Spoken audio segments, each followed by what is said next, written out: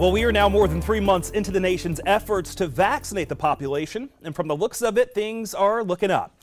70% of Americans 65 and older have received at least one dose of the vaccine so far, and virus-related deaths have dipped below 1,000 a day on average. That's a number we haven't seen since November. This all comes as states have either opened vaccinations to all adults or plan to in the coming weeks. The White House says 27 million doses of both the one-shot and two-shot vaccines will head to states next week.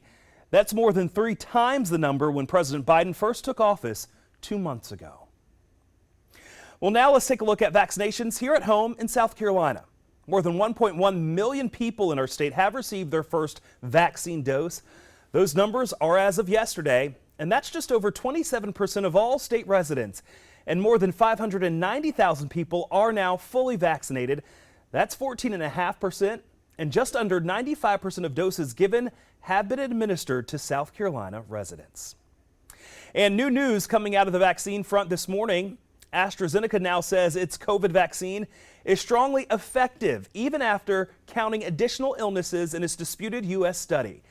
The vaccine maker says it has recalculated data from the study and says the vaccine is 76% effective in preventing symptomatic COVID, compared to the 79% it claimed earlier this week. The company has faced recent controversy of picking data to tout the protection of its vaccine. It says it plans to seek FDA approval in the next few weeks.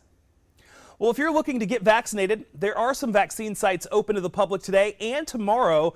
They're open at 8:30 in the morning and run until 4 o'clock in the afternoon. No appointments are necessary.